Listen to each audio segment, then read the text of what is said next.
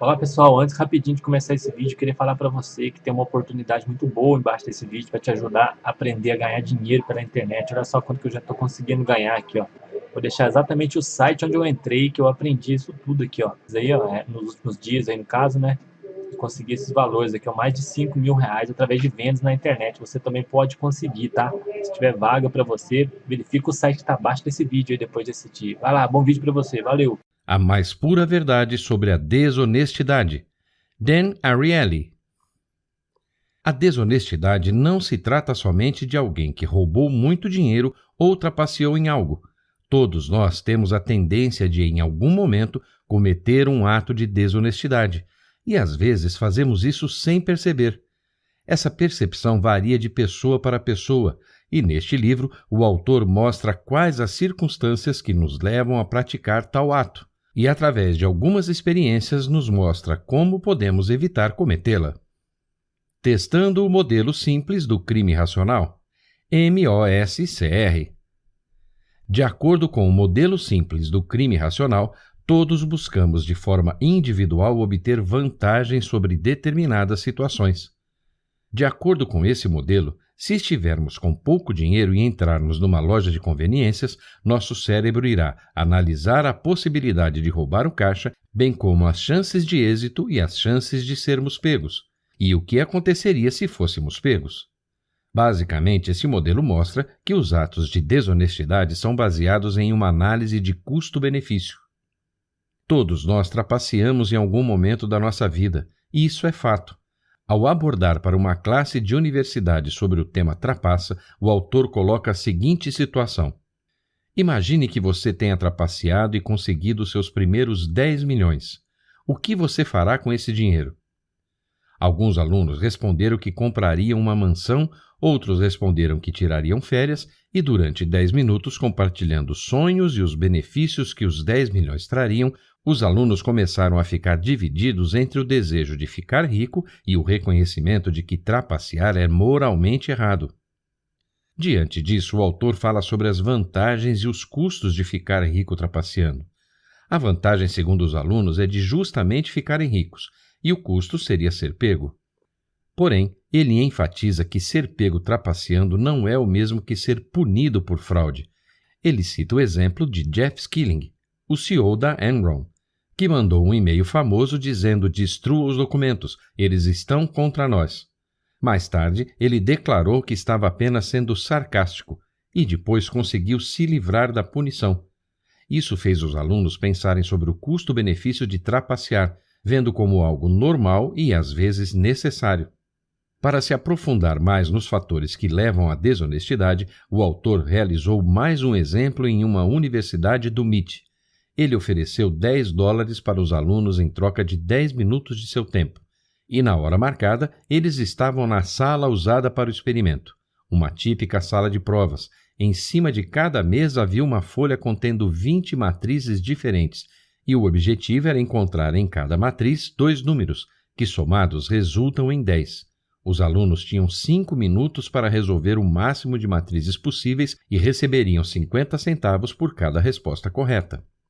Nesse experimento foram considerados 2 condições: as de pessoa na condição controle, que são as pessoas que resolveriam o máximo que conseguissem durante o período estipulado, em seguida levariam folhas até a mesa e receberiam o valor de acordo com o número de respostas corretas. Supõe-se que essas pessoas acertaram 4 respostas, receberam seus $2 e seguiram seu caminho. A outra condição refere-se à condição triturador, em que o participante tem a chance de trapacear e ao fim dos 5 minutos ele leva sua folha para um triturador e depois vai até a mesa e diz quantas matrizes conseguiu resolver. Ao analisar os 2 grupos de participantes, aqueles que não poderiam trapacear e aqueles que poderiam, constatou-se que os participantes na condição triturador alegaram ter acertado 6 matrizes, 2 a mais que na condição controle. Esse experimento não mostrou poucos indivíduos que afirmavam ter resolvido bem mais matrizes, mas de muitos que trapacearam pouco. Mesmo realizando novamente o experimento, oferecendo uma quantia maior pelo número de respostas certas, os resultados foram os mesmos. crendo que quando se oferece muito dinheiro para trapacear, as pessoas não se sentem bem com o seu próprio senso de integridade. Em essência, nós trapaceamos até o nível que nos permite manter nossa autoimagem como a de alguém razoavelmente honesto. Diversão com margem de manobra. Neste capítulo, o autor mostra algumas situações que nos levam a ser desonestos e destaca que esse ato não surge somente quando há dinheiro envolvido. Temos a repulsa de roubar dinheiro, mas não hesitamos na hora de levar alguns papéis sulfites da empresa para usar na impressora de casa, mesmo que o dinheiro fosse justamente para comprar as folhas de sulfite. A fim de encontrar maneiras que diminuíssem a desonestidade, o autor fez um experimento baseado em éticas morais. Ele junta 2 grupos e pede para o primeiro grupo tentar lembrar-se dos 10 últimos livros que leram quando estavam no ensino médio, e em seguida poderiam tentar resolver as matrizes e tinham a oportunidade de trapacear. Para o segundo grupo foi pedido que tentassem se lembrar dos 10 mandamentos e em seguida foram influenciados a trapacear no teste de matrizes. Concluiu-se que o grupo dos 10 livros trapaceou de forma generalizada, mas moderada. E no grupo dos 10 mandamentos observou-se que não houve trapaça alguma, apesar de nem todos terem lembrado de todos os 10. Esse experimento mostrou que só pelo fato de tentarmos lembrar de padrões morais é o suficiente para melhorar o comportamento moral. Os 10 mandamentos se mostraram eficazes, porém não são padrões utilizados em todos os setores da sociedade. Com isso, o autor mostra que códigos de honra ou códigos de ética podem ser eficazes também. Quando somos lembrados de padrões éticos, temos a tendência de nos comportar melhor. As pessoas parecem querer ser honestas, o que torna necessário adicionar lembretes morais em situações que nos levem a cometer um ato desonesto. Por que estragamos tudo quando estamos cansados? Muitos de nós, em determinados dias, chegamos em casa completamente exaustos após um longo e estressante dia de trabalho. Neste momento, buscamos simplificar o máximo de atividades possível, incluindo a alimentação. Ao invés de chegar em casa e preparar um jantar, torna-se mais viável comprar uma pizza no caminho ou algum outro alimento gorduroso que dá água na boca. Nesses momentos é muito mais provável que você escolha esse tipo de alimento do que algo nutritivo e saudável. Conclui-se então que quando estamos com um alto nível de estresse ou sobrecarregados por seguir uma rotina específica, a tendência de sairmos da linha é muito grande. Por esse motivo, muitos acabam fugindo da dieta e outros voltando a fumar. Com base nisso, o autor resolveu fazer um experimento para analisar se, havendo uma grande carga cognitiva em sua mente, restaria menos espaço cognitivo para a resistência, aumentando as chances de a pessoa cair em tentação.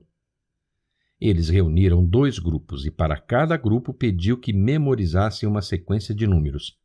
O primeiro grupo precisava memorizar uma sequência de 2 dígitos e o segundo grupo uma sequência de 7 dígitos.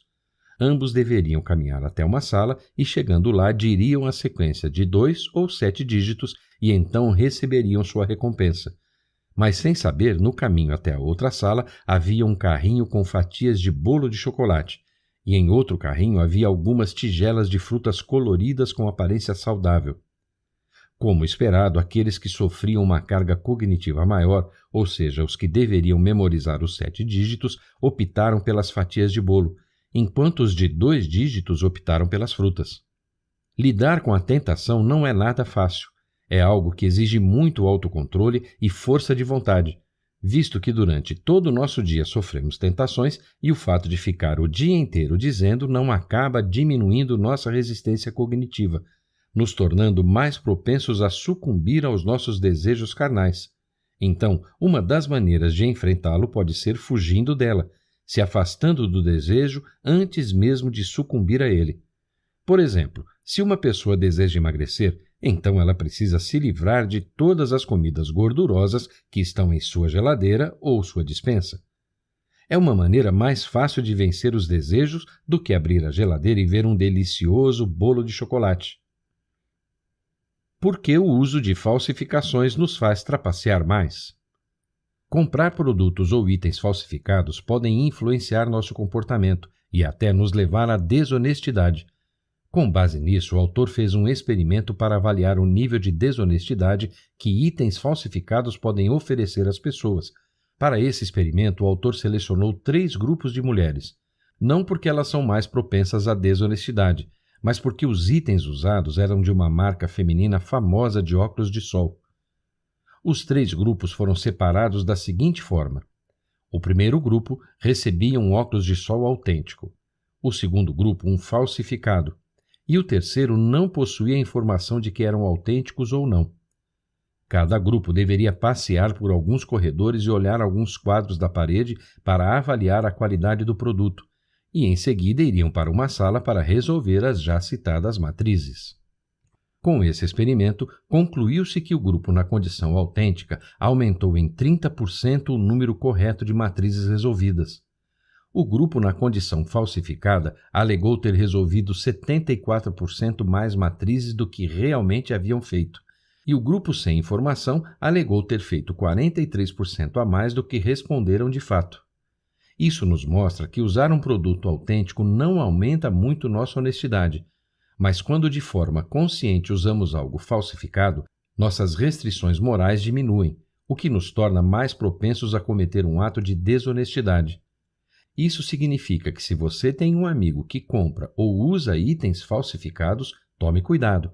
Um ato de desonestidade vindo dessa pessoa pode vir a qualquer momento. Enganando a nós mesmos. Na tentativa de conseguir um emprego ou de se engrandecer por algo que você não fez, muitas pessoas acabam usando a habilidade de mentir. Com o intuito de enganar outras pessoas, não percebem que estão enganando a si mesmas. E é isso que o autor mostra nesse capítulo. O autor faz um novo experimento com 2 grupos de alunos. Foi dado para os 2 grupos um teste de QI contendo 8 questões. Para o primeiro grupo, condição controle, eles resolviam as questões e em seguida levavam para o pesquisador que as verificava. No outro grupo, onde a trapaça era possível, os participantes tinham um gabarito na parte inferior da página e foram instruídos a olhar esse gabarito apenas quando terminassem o questionário. Porém, ao olhar o gabarito, os alunos aproveitaram para melhorar seu desempenho, assinalando alguns pontos a mais da média. Concluiu-se que as pessoas, assim como em outros testes, quando têm a oportunidade de trapacear, o fazem, mas não de forma exagerada.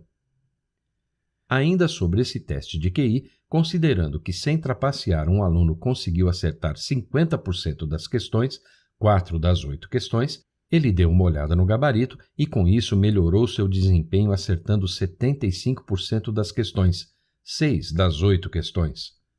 Com isso, o aluno pôde considerar que não trapaceou e que apenas teve uma pequena ajuda, o que o faz pensar que seu desempenho foi de acordo com o esperado por você mesmo e, ao fazer um teste semelhante agora sem o gabarito, você confiaria no desempenho que teve sem usá-lo. Ou acreditaria na sua capacidade exagerada, acertando 75% das questões no teste anterior.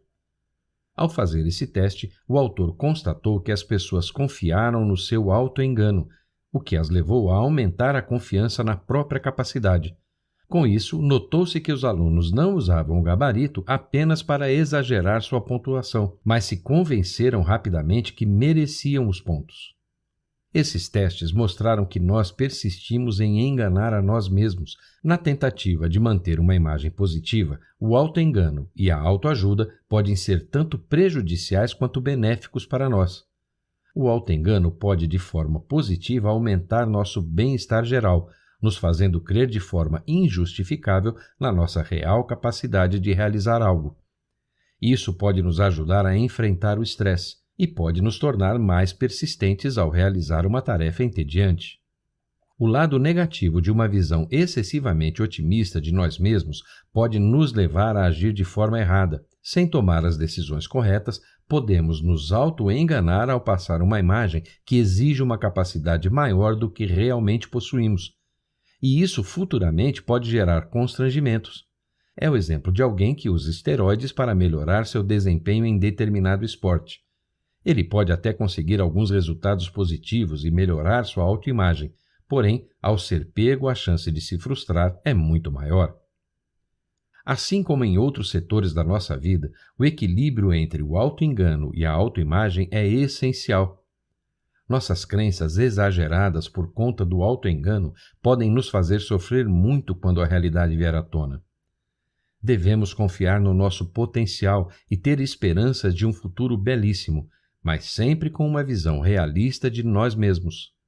Quando mentimos com a intenção de beneficiar outra pessoa, estamos praticando a chamada mentira branca.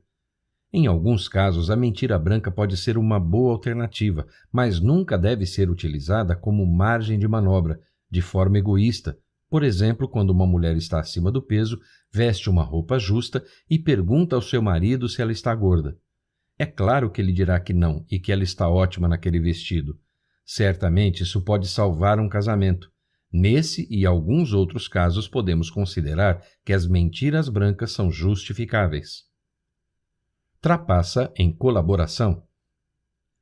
Muitas pessoas têm a confiança de que o trabalho em grupo influencia positivamente os resultados, aumentando assim a qualidade geral das decisões. Mas nem sempre é o que acontece.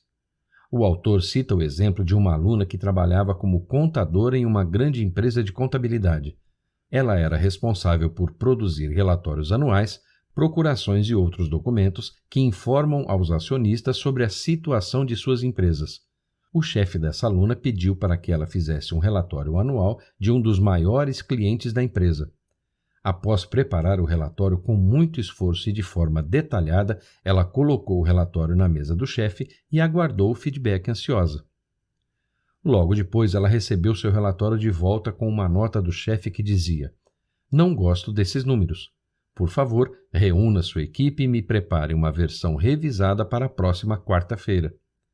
O fato de o chefe não ter gostado dos números não significa que eles estavam errados.